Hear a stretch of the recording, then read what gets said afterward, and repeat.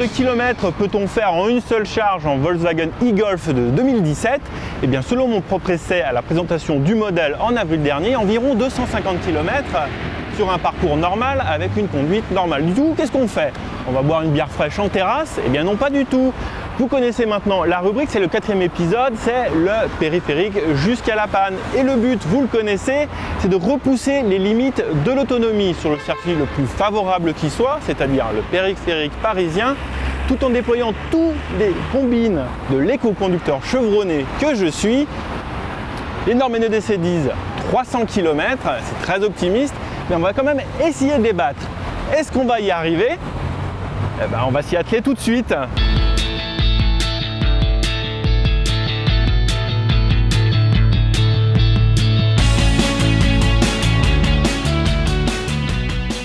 À sa sortie en 2014, la Volkswagen e-Golf n'avait pas grand chose d'extraordinaire, une puissance de 115 chevaux, une batterie de 24,2 kWh, ce qui donnait une autonomie officielle de 190 km, c'est-à-dire pas bien mieux que ce qu'offre une Nissan Leaf pour 2000 € de moins à l'époque. Mais cette année, Volkswagen a revu profondément sa copie et la QV 2017 de la e-Golf offre désormais 136 chevaux, mais surtout une batterie de 35,8 kWh, ce qui donne une autonomie toujours théorique de 300 km. Et ce qu'il y a de toujours très bien, c'est que, à part quelques détails de présentation extérieure et intérieure, rien ne distingue cette e-Golf de toutes les Golf thermiques, comme on en croise par centaines tous les jours. Parce que non, tout le monde n'a pas envie d'avoir une voiture électrique au physique, disons, atypique.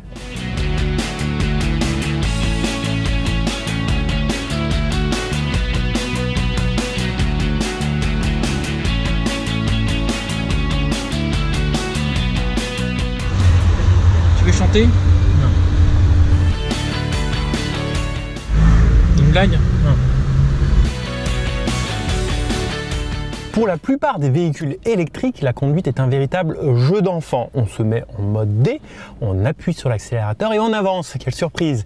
Et quand on enlève le pied ou que l'on freine, on récupère un petit peu d'énergie. D'autres modèles ont aussi un mode B qui récupère tellement d'énergie en relevant le pied de l'accélérateur qu'on n'a presque plus besoin de freiner. Mais la e-Golf va encore plus loin. Il y a d'abord 3 modes. Un mode normal qui offre 136 chevaux, un mode Eco qui réduit la puissance à 100 chevaux et un mode Eco Plus qui la diminue à 75 chevaux tout en diminuant au passage l'utilisation de nombreux équipements électriques. Mais ce n'est pas tout, on a le mode D, ce fameux mode B et encore 3 niveaux de récupération d'énergie intermédiaires entre les deux. Comme ça a l'air assez complexe, mais on se surprend très vite à jongler entre la roue libre et ses récupérations d'énergie et ça en devient très ludique et cette e-Golf est vraiment une des voitures électriques les plus amusantes à conduire. Alors évidemment, comme le but de cette expérience est de faire le plus de kilomètres possible, on est en mode Eco Plus, on fait pas mal de roues libres, un petit peu de récupération d'énergie quand on le peut et on n'utilise pas la climatisation, évidemment. Bon, il fait 33 degrés, comme vous pouvez le voir. Je perds beaucoup d'eau, mais c'est un vrai sport et on va aller jusqu'au bout, à la fois de la machine et de l'humain. Someone tell me why did you have to go?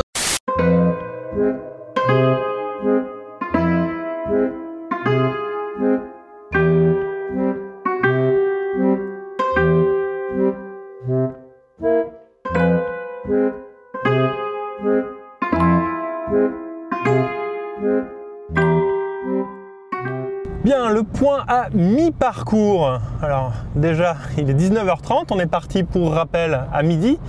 Donc ça fait 7h30 qu'on roule et on a fait 161,5 km.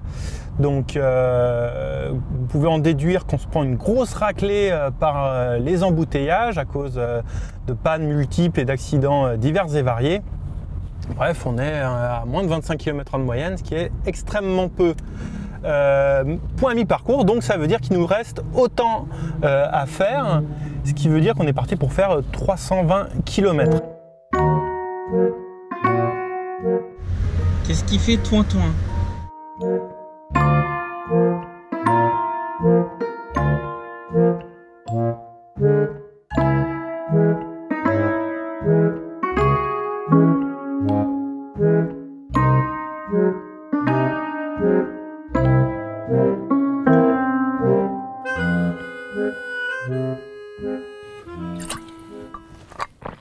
Cette fois-ci, ça y est, il est minuit 10.